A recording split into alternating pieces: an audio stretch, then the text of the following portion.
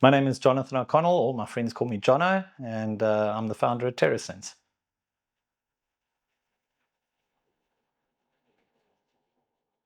My background started at the age of 15 when I left home with a backpack and started my career in innovation and entrepreneurship. So I left home when I was 15, and ever since then, I've kind of never worked for a boss. I've been my own boss since that day. Always been in tech, robotics, physics, light. Um, and all kinds of technology and innovation. I've always asked the question why. So whenever I'm faced with something I don't understand, I just keep asking why, how, what. And I've been doing that kind of all my life. Conservation is quite new to me. I was brought up in Palaborva and my grandparents were here, so I was a bushveld kid as a very young child, but then left the bushveld sort of at the age of 20 years old and hardly ever returned. And then only got back into the bush mid 2024 when I felt a calling to get back into nature and get back into the bushveld. So very new in conservation.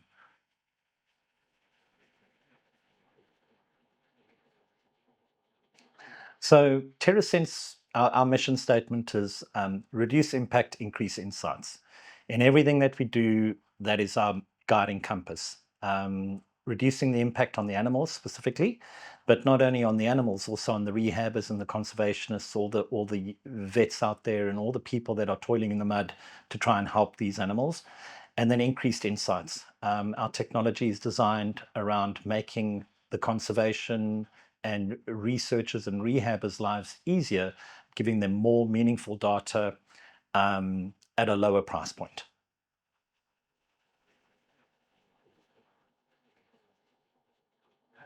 Well, what drew me to pangolins is when we started this project and I came up with the technical idea of what we would do and how we would do it. I needed to find a species to work on because our strategy, our philosophy is always starting from the animal, working our way out. I think up until now, what we've done is actually quite horrible. We're taking things or tech that's very outdated, very hard, rugged brick type devices, and we putting them with nuts and bolts onto endangered species and animals. And our strategy was always starting from the animal out. So we start specifically with one species and we learn everything we can about their ergonomics and their shape and form.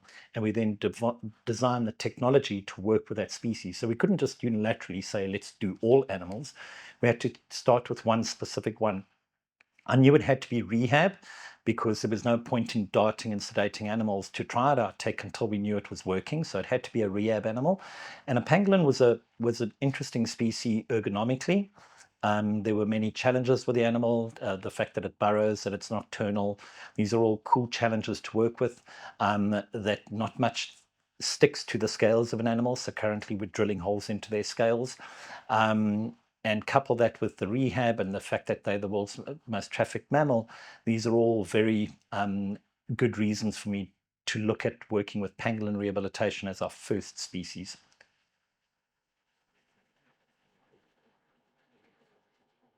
So the first time I got to meet rehabilitation people was Emma and her team here at Amoya Kalula, and I was absolutely flabbergasted with how much is going on. There is no time to plan or prepare because we're dealing with wildlife and we're dealing with all these emergencies.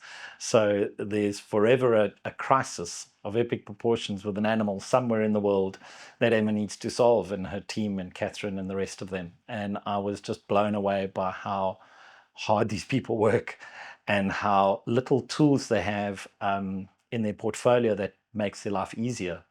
So I'm very good at observing. So I paid close attention to their daily toils and the things that they go through, their rhythms. And I, I began taking down notes of things that we could automate to make their lives easier, to make things more efficient for them, so that they don't end up spending days in the admin office writing down notes and so forth. And I just looked for opportunities to simplify their lives by automating a lot of the drag, I think, that goes along with what they do. Let them do the wonderful stuff with the animals and let them not worry about the admin. I think that's kind of what we've been looking at trying to achieve with them.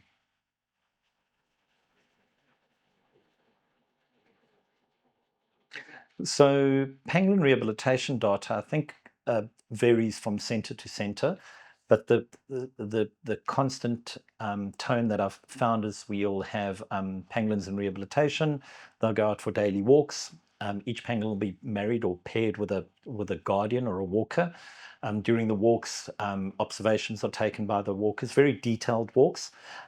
These observation notes are then forwarded back to the vets who have been helping take care of the animals, and the rehab specialists and the researchers, for everyone to begin to learn about these patterns that will begin to show themselves if the observations are good and if we're taking very detailed notes about things that are happening with this pangolin. So from the weighing every poop, the mass of the poop, and weighing the pangolin in the morning and in the evening, and then observing where the foraging is good and where the food is not that bad. Up until now, those were all manual observations, so either written down in a note, sometimes a 10-minute voice note in a WhatsApp group has been kind of the methodology, but it's all very complex to populate into a structure that makes it quick and easy and efficient for the people to see. So up until now, we'd have a VHF tag on an animal, which doesn't give any positional value. It is there as the ultimate backup if the pangolin walker at night loses sight of the animal. That is then that tag is then used for them to go with the radio frequency antenna and try to find the pangolin.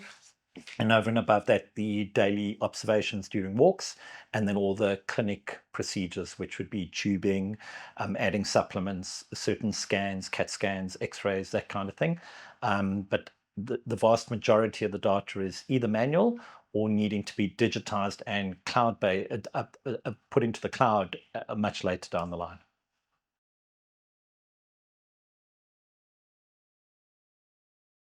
There were very many problems with the old systems. I think first and foremost is the amount of data involved is too much for one human to populate into a structured format. So if we look at somebody like Emma, for example, we've got her on maybe 50 different WhatsApp groups with 40 or 50 different pangolins at certain times. And some of these observations are 4 or 5 minute videos and or voice notes. So for someone like Emma, who's running from one crisis to another with a hippo and a stork and a pangolin, it's very difficult for them to pay crazy close attention to all of these groups and all the data. Out of all the data that's put forward in the old way of doing things, only 1% is truly relevant at that moment in time for Emma to make a call on the animal's welfare, or a vet for that matter. You know, there may only be one column, which might be temperature, it might be mass, it might be whether or not it's drinking water. We don't know, but the point of the matter is currently there's just so much data that it's very difficult for these key people to get the one column or the one value that is of high concern to them at that time.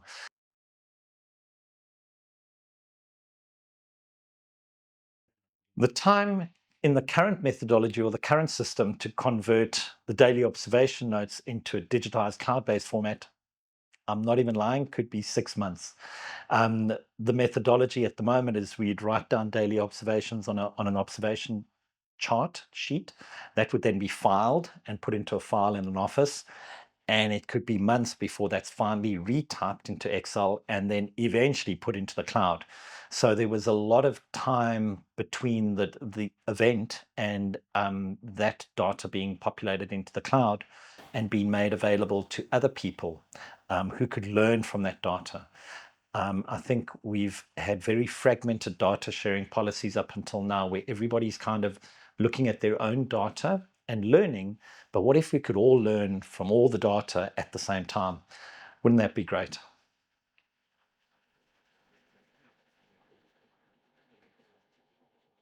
Absolutely. I've heard some horror stories of events where animals may have died from certain rehabbers and in the conservation industry and sector, and those were as a direct result of the delay or the time taken for critical data to make it from the observation or the point of acquisition to the people who needed that data. So I think there's a very real problem in this speed at which the observations get converted into meaningful data and shared with the people who need that data immediately. So yes.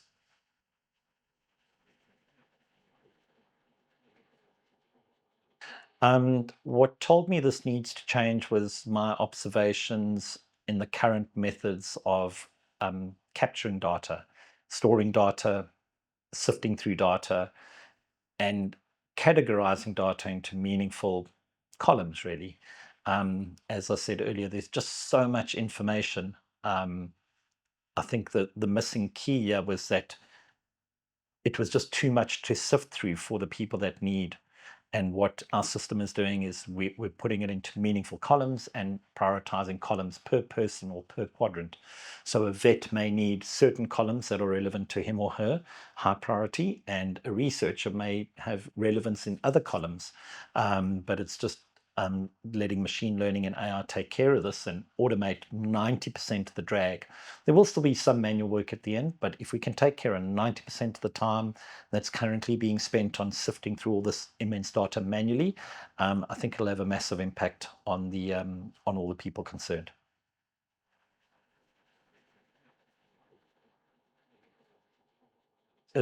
A field walker or the pangolin guardian and walker every night would be doing observations on his or her pangolin. But I think that's a very, very close view on the animal and the species and the patterns.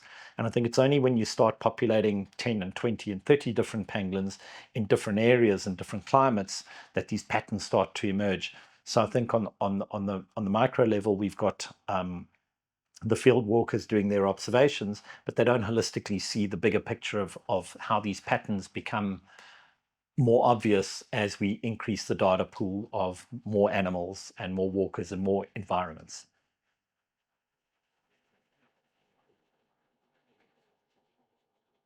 Right, so the moment that gave me the epiphany of getting into Terrasense and solving this problem was almost to the date a year ago. I was with Matt and we were in the bush and we were tracking wild dog with a guide at the time. And I'd seen these satellite collars around these animals, and in my heart of hearts, I was like, well, those aren't very pretty, but they're obviously been thought out really well, and there's a real purpose to them, and you know, they're there for the good of the animal, and it's important. Um, and we couldn't find these dogs while we were out tracking them, and I said to the guide, Brent, I said to him, why don't you just ping them on the sat tag?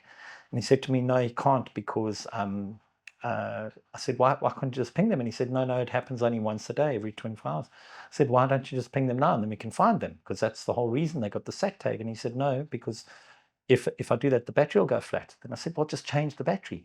And then it hit me. It's like, oh, you can't change the battery. So the problem is the battery. And that's kind of where the journey started. And then I was like, well, wait a second, that's a really big problem, a really cool problem to solve, the battery. And then I started digging more into the tags, the technology, how they work, why the battery's so poor, that kind of thing. And the more I dug, the more I saw many fatal flaws in the way that we've been doing it. And the more excited I got about bringing some new age technology into the space, and I kind of got going. I just got started. The battery was the problem. Solve the battery and you solve the problem. So that was kind of the starting point for Terrasense.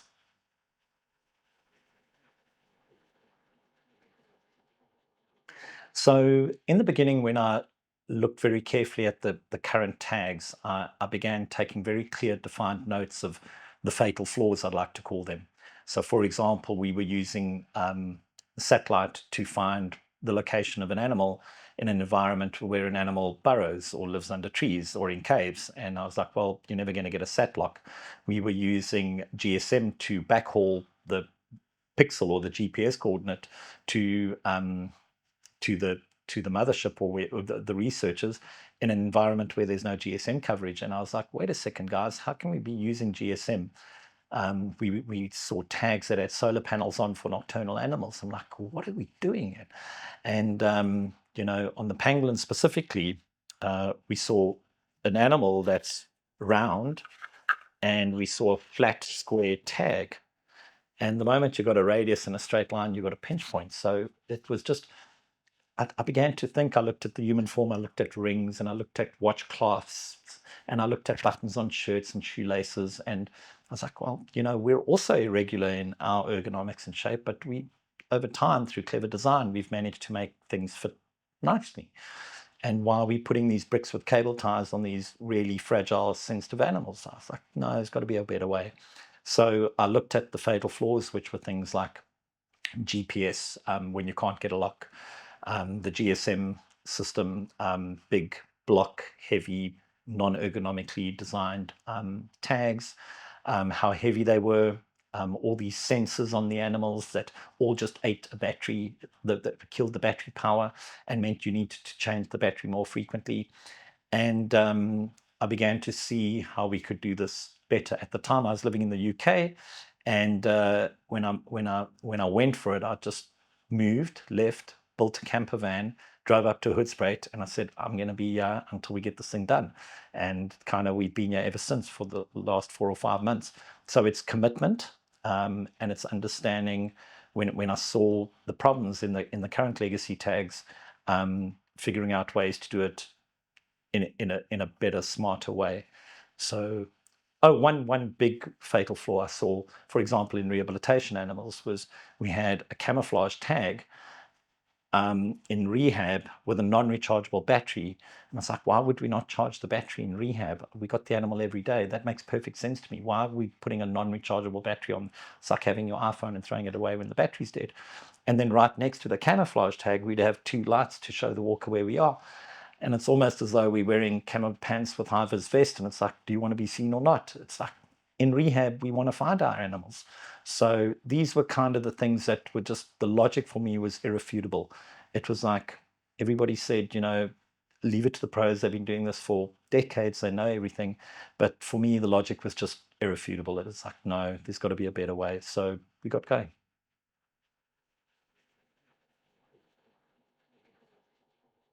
Yes, I did face quite a bit of headwind in the early days. My vision and mission was about um, decrease impact or reduce impact and increase insights. And on the increase insights and reduce impact, the commercial model also came into play. I was looking at a tag that's going to cost 1/10 of the current tag costs. And just by even murmuring those words, the industry was like, are you crazy? You can't make the tag so cheap. What do you mean it's going to only cost this amount? And there was quite a bit of resistance. I was told that I should partner up with the current tag manufacturers and that the market isn't very big and that they know the game. And that was all good and well. But unfortunately, I think when I look at the evolution of the current tags over the last 20 years, we haven't evolved. We've been using the same tech from the 80s. We're still putting on these valuable pangolin and leopard and rhinos today. So the tech's outdated, and I think it can be done a lot better. So yes, there was resistance in the early days, but I think over time we're now getting to the point where the logic is just undeniable. You've got to see the value at making it cheaper, because if we make it cheaper and less impactful on the animal and the researchers, we can tag more animals for the same cost and get more data and learn faster. So if we're going to learn, let's learn quickly. Let's not get the pixels from a pangolin of 3 positions per day. Let's get 500 positions per day. If we're going to learn, let's learn quick. So that's our strategy. My name's Matt. I work at Terraense and co-founding it with Jono. And I run the tech side of things a little bit here and there and some on the ground stuff.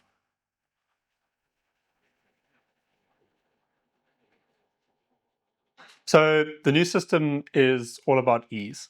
At the moment, it's all pen to paper, and that has to be automated later.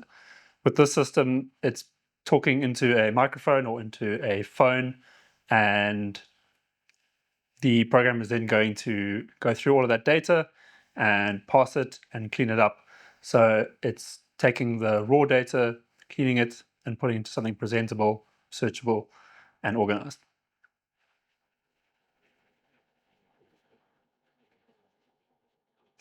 So you can input data in 2 ways. either a dedicated microphone in the clinic, where the pangolins would come back to at night, or when you're taking them out in the afternoon, you can input data then.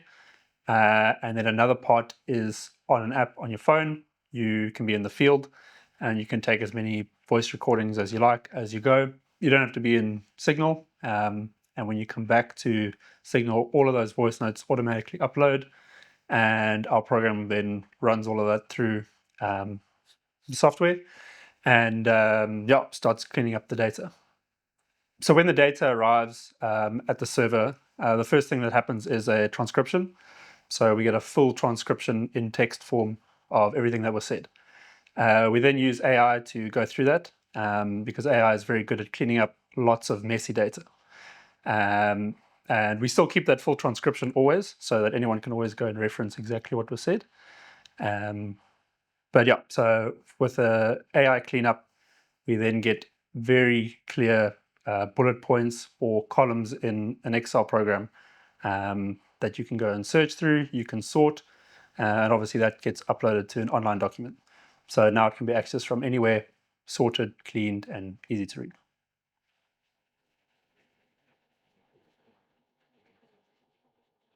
So biggest improvements are speed of data entry. It's a lot faster. You can also have multiple devices inputting data at the same time. It's not just one notebook that everything is being written on. It's security. You're not going to be losing that data if it accidentally gets thrown away or it gets lost. And then less mistakes. There's no duplicate of putting in data in one place and then putting it in another where things can be missed. And there's also a timestamp at every point. So you know when this data was entered, where it was entered, and you can follow that full chain if you ever need to go back to something.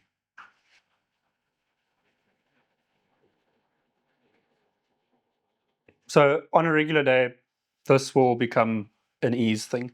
Um, Teams who are working with pangolins will literally just be talking into a microphone of what they observe, what they need to record. It frees up their mind.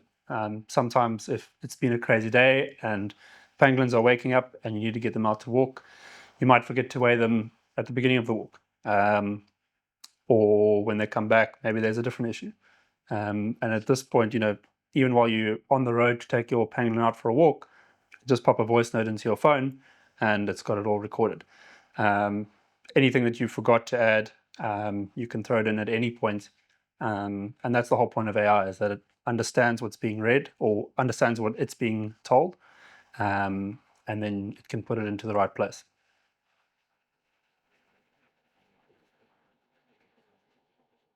So the kinds of data that are being tracked, we are also diving into. We obviously talking with Pangolin Rehab, but we're also talking with PhD students. And so when you talk to these PhD students, there are hundreds of different columns that you could add to this program. And obviously, as a manual entry point, it becomes far too tedious to even log these kind of things. The pangolin poop or pangolin excavating can easily be recorded, but we're talking about as minute as you can go. How many times they're scent marked, and the temperature at the start of the walk, the temperature at the end of the walk, the wind, the sun, like the different animals that you encountered. And all of that can then be put into a CSV column. So you won't necessarily sort by animals encountered from A to Z. That's probably not relevant, but maybe you want to sort by temperature from low to high and look at how many times the animal foraged or what it did when it saw different animals. It's that kind of sorting that we've just never had before, and that you can't do with pen and paper easily. I've just come back from my walk with Johnny the pangolin. We started our walk at 3:30 in the afternoon and we ended our walk at 8 p.m. We walked a total of 7 kilometers. The weight was 7 kgs pre-walk and post-walk weight was 9 kgs. He made 3 poops along the way and they were all 100 grams.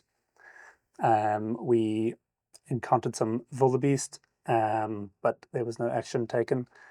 They moved away. The weather was mostly cloudy. It started at 22 degrees and ended at 24 degrees. The terrain was all bushveld, but some rocky areas here and there. And the walker was Matthew. Once it's finished, it comes into what we call a JSON file, and this is what's going to be sent to the API to go to an online Excel document. And as you can see here, I don't know if I can zoom in or make the text bigger, but yeah, we've got all different kinds of information, all perfectly presented. Pangolin poop, walked with Johnny, pre-walk weight, post-walk weight. The walker was Matthew. You can see there, said it was mostly cloudy. We started at 22 degrees, ended at 24 degrees. We encountered some wildebeest. The timestamp of when the extraction happened. The full transcription is also here. And yeah, that's how that information gets sent.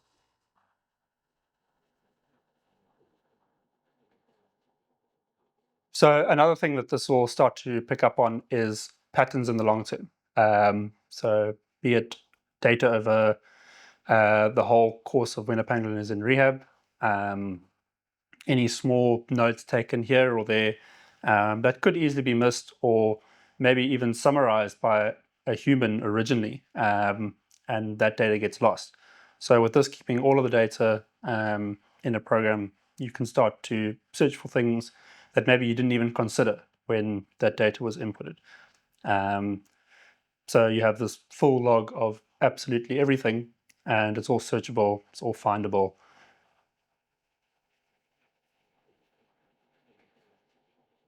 So a feature that we're also looking into is a automated report, be it every month, week, or even day, of how this pangolin performed in terms of all of the data that we've just mentioned. And that can be put into a PDF document, WhatsApped, emailed to someone who's running the rehab center.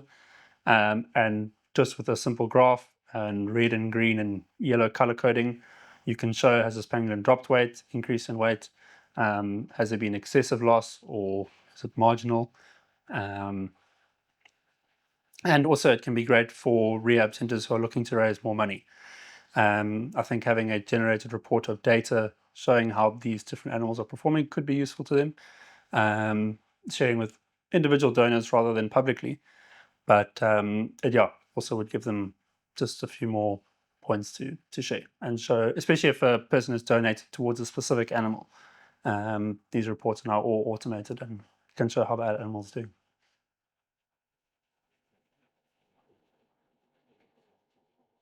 The walker proximity data can be useful in terms of if the animal is not feeding correctly or is not feeding enough. If a walker is too close to the animal, it may not feed as much as it should. And if you start thinking about all of the data points going into one program and you include walker proximity into that, that's now another easily searchable, sortable column in an Excel document.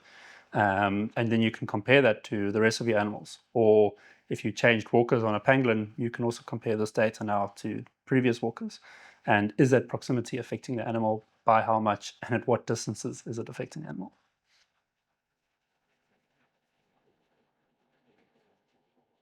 So data accuracy is obviously something that's tricky when it comes to transcription and AI and sorting, but really you put in checks into something like that. So rather than writing fixed rules of what it's looking for, you rather than writing fixed rules of what it's looking for, you can ask it to understand what you're saying. So ask it to understand the context, and you can feed it previous information of everything in the past. So we're now collecting all kinds of data now from the rehab center, and we're saying, hey, look, like this is what you can expect to come in, and this is how we want it to come out. So using your best understanding and looking at past examples, do this to all of the new data. And that's how AI operates best, is when you tell it pretty much exactly what to look for. And yeah, so as you go, you're just going to collect more and more data, giving the AI more and more examples.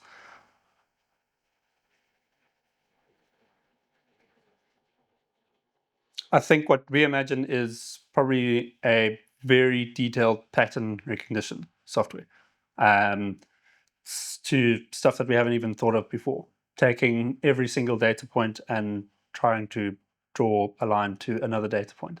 Um, just it might even be something that we haven't even realized yet. And this could come from rehab, this could come from release. Getting these data points in and the quantity of data points that we are going to get in um, is going to benefit in some way, and we might not just know it yet.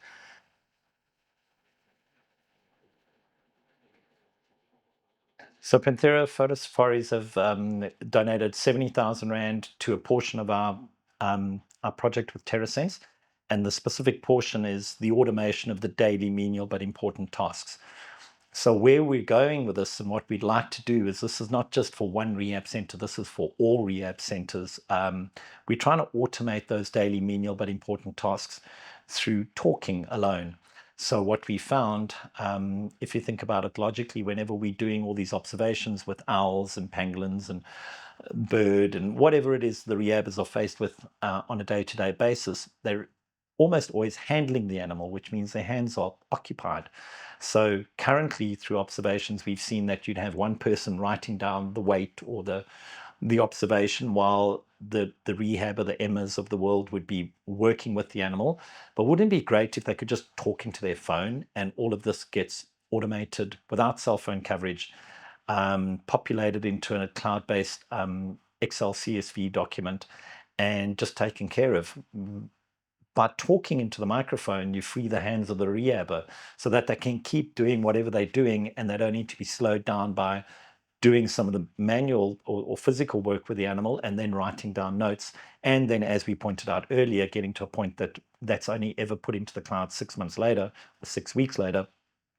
So this part of the project is all about us analyzing those tasks that need to be documented from daily observations and the weight of the poop and the observations of the walkers out in the field, and then getting that into a format where we can do voice to text offline transcription, put into the cloud without writing down anything on a piece of paper. But once it works, it'll be deployed across rehab centers all over Southern Africa in the very near future.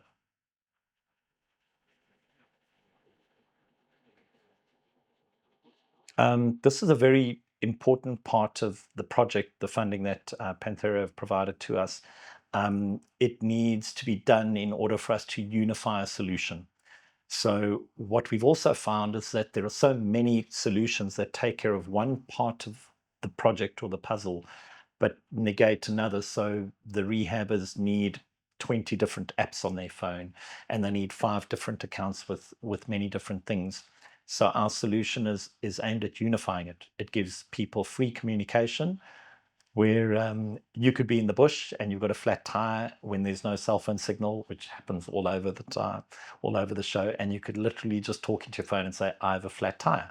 And that would travel over our radio network, pin a GPS coordinate, and send it to the people who need that information automatically. We're also working on a model that does multi-language transcription, so that we could be talking in Afrikaans to somebody who speaks Xhosa Zulu, and they would read it in Xhosa and Zulu. And the ultimate goal there is to get it all done offline without GSM coverage, which is going to be amazing. I think it's going to open up the safety of the teams out in the field, give them free instant communication in landscapes where there is no coverage, and just dramatically reduce the amount of work and administration that these beautiful rehab people are doing. Let them do what they're good at. Admin is not their thing, so let's take care of the admin automatically.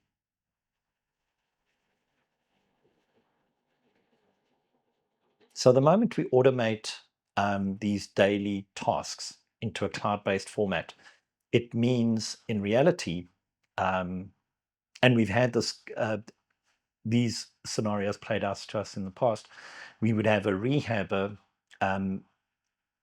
with a whole bunch of data written down on paper in a file in a cupboard, and at one moment in time, there's an event or a concern with a particular pango, and the vet may need a piece of data from one of those observation sheets from 2 weeks ago, but it's sitting in a file in the cupboard.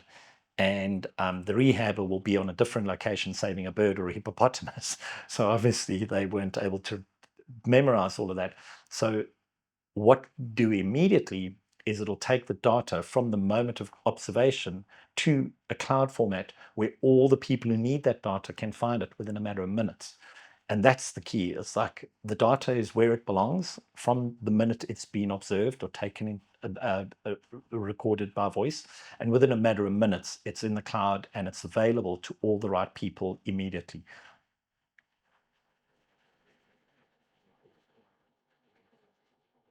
Others can get involved by donating either through Panthera or one of the other non-profit organizations to our project.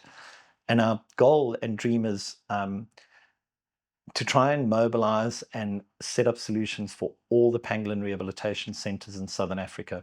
So what we've already done is Amoya Kalula, we've set them up with a network with tags, the hardware, the software, the automation, and that is at no cost to them. And we've also set up ProVet in Hoedspruit with a similar setup and network. And as the funds arrive, we will use these funds to get the technology up to the point of ready for market. But while we do that, we are also going to be building tags and technology. So the thinking is, as the cash comes in, we'll use that cash to build the tech and we'll mobilize rehab centers throughout Southern Africa as far and as wide as we're able to do to dramatically reduce their operational costs month on month by providing them with cool tech that's rechargeable, reusable, and better for the animal.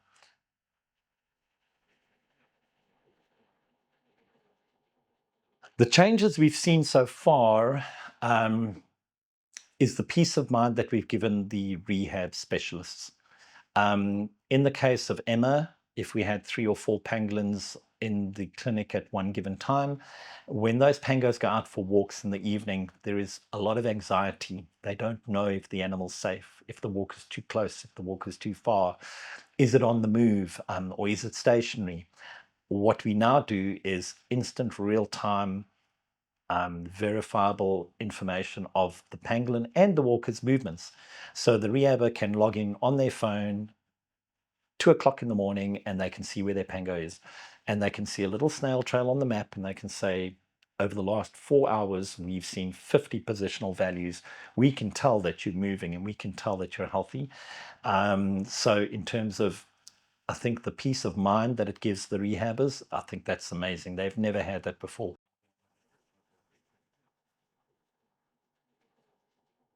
So in terms of data security, the risk here is if we make the technology cheaper, we'll dramatically increase the amount of animals we tag.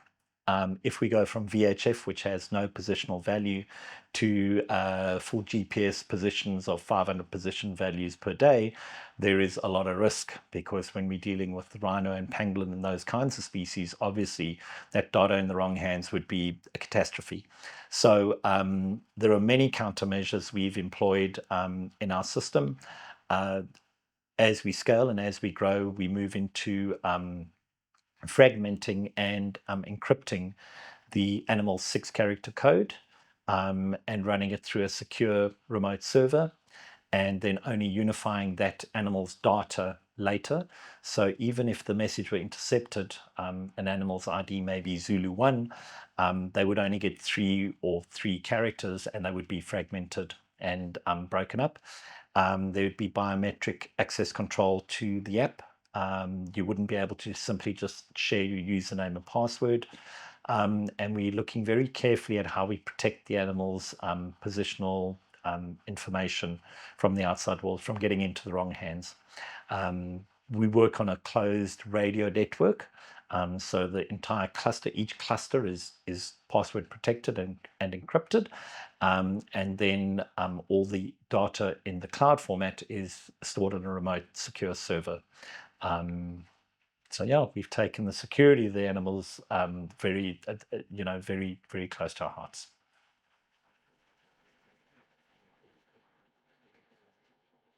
Yes. So our new tag, the hardware very proud of this. I mean, it's 66 grams, so it's dramatically lighter than the previous versions. It's got a silicon sock, so it meshes nicely to the scales. We LiDAR scanned a pango. So we took a laser scanner and we scanned a pango. So we start from the animal out. We don't just take the tech and say, how do we attach it to the animal? We start from the animal and work our way out. So yeah, in terms of the walkers, what we've now done is we want the tag to be visible. So we give the walkers a black light so they can see the sky from far away. The tag is energized, so it glows in the dark. What that means is we don't need non-rechargeable LEDs to make the animal visible to the walker. So for the walker, it's easier because they don't need to keep swapping the LED battery lights on the non-rechargeable system. The animal, the coolest part is that on our first Pango a few weeks ago, conventionally we drill 3 holes in the animal, one for the VHF tag and one on either side for the LED light. And there needed to be 2 lights on the animal because depending on where the walker was in relation to the Pango, they may not see the light on the shadow side. So we had to drill 3 holes in every rehab Pango. Our tag does the job of all 3, and because it's spherical, you can see the light or the glowing tag from either side of the Pango. So a few weeks ago, we had our first Pango in Hoedspruit, and we drilled 1 hole instead of 3. Now that for me is amazing. That's what it's all about. So dramatically reducing the impact on the animal because of our technology, that's super cool.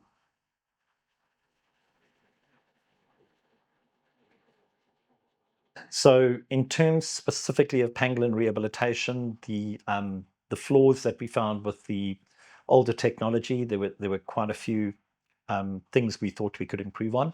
Firstly, we have a radius and a straight line. So a conventional tag would mean no matter how tight you attach the tag to the scale, you'll have a radius and a flat line. So there's a pinch point, and in that pinch point, the grass gets caught.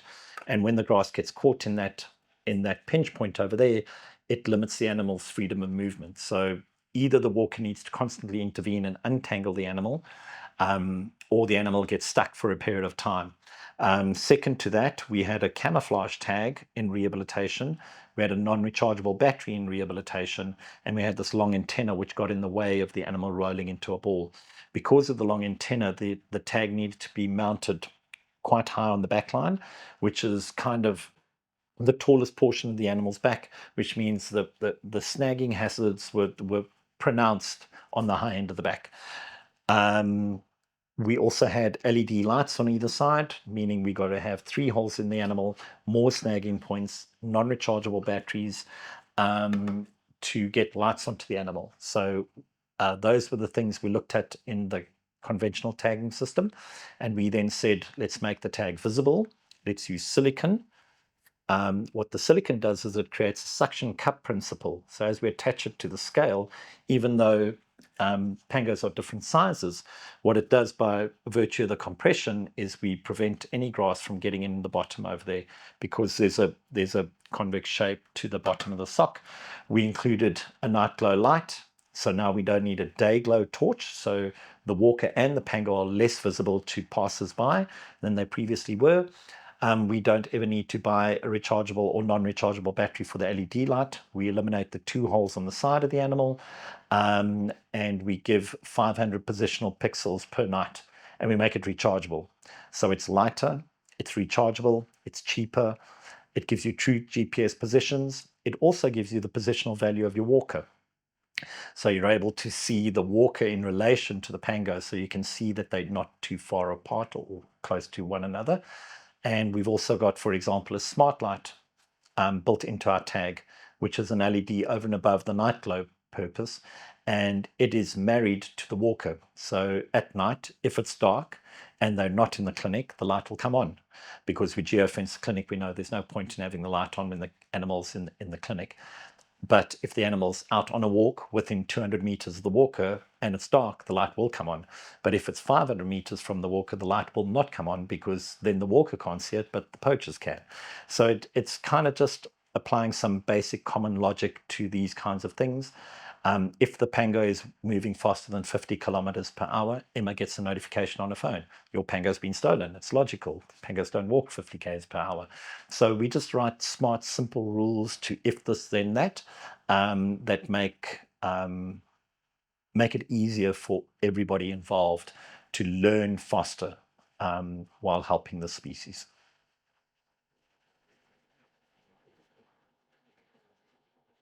So our short-term mission with Terrasense is to absolutely solve everything to do with pangolin rehabilitation and then pangolin release. So we focus all our energy on just this one tiny little segment and get it right, and get it right beautifully, elegantly. So moving forward over the next 6 months, we will take whatever funds and donations we can and directly translate that into all the pangolin rehabilitation centers in Southern Africa to get them onto the new tech and automate many of the systems that they work with every day. And then from there, we'll move on to pangolin release tags. It should be the same core tech, without the light, without the neon glow, of course. Slightly harder chassis, longer lasting battery, and those will be probably non-rechargeable. And then once we've done that and we've learned all we need to learn from Pangos, we'll have all the software and data practices working, and we'll be ready to then tackle maybe a rhino or something cool, maybe a cat. But we're gonna first go all the way through with Pangos and make sure we get this done just right, and then we'll look for our new species, our next species after that.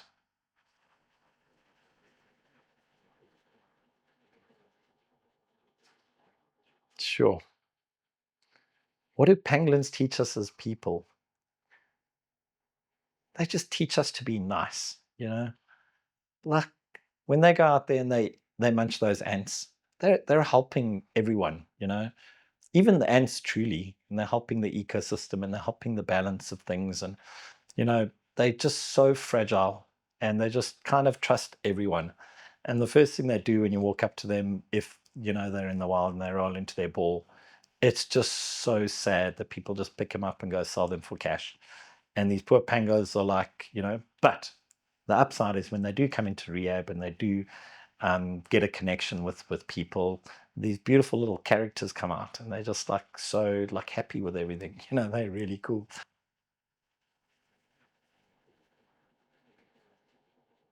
I see great opportunity with technology in wildlife and conservation. I see that this entire sector has been greatly forgotten about. It's kind of, we've been left in the past. We're still working with tech that was designed 40 years ago.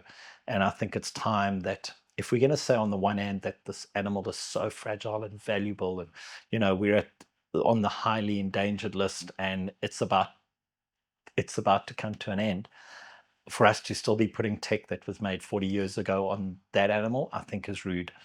I think, you know, imagine taking a brick and putting it on your foot with a cable tie and say, there's your trainer, go running. That's what we've been doing with these animals up until now. We're taking conveyor belts and cutting them up for necklaces, and we putting these horrible harnesses on rhinos' ankles, and there's a better way, you know. You know the story of the oak tree in the wind, big, strong oak tree in the wind, and you know that's the one that'll break. But you know, if you can be the soft, flexible reed, you know, and that's our strategy. It doesn't have to be hard as a rock, I think, and I think that's our difference. We're going to be soft. We rather lose the tech than lose the animal. So if our tech falls off, that's great. That's fine. We'll live with that. But I think the strategy up until now is people are spending so much cash on this tech. They say, "Oh, it's so expensive. You know, we're going to make sure we don't lose it or it doesn't break, or, you know." And I'm saying, well, if we make the tech cheaper, we won't care about it that much. Care about the animal. If tech falls off, let the tech fall off. I don't want to harm the animal.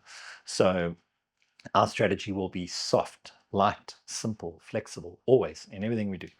We're gonna err away from hard and solid, and yeah, that kind of methodology, I think.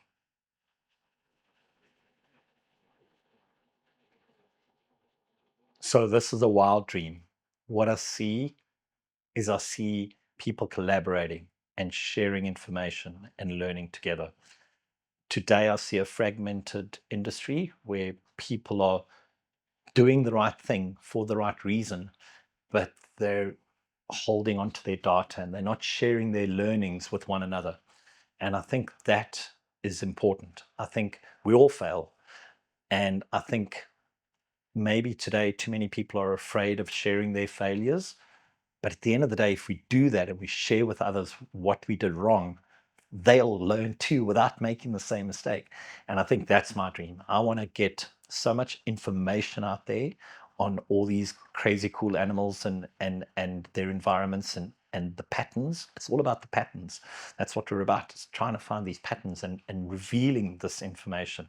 But if we can get to a point where everyone shares this information and we all learn and grow fast together, then we got a chance. But I think for as long as we're going to try and fight this little bit individually and remain fragmented, I think we're going to grow very slowly, and we may not learn what we need to learn in time to save a species.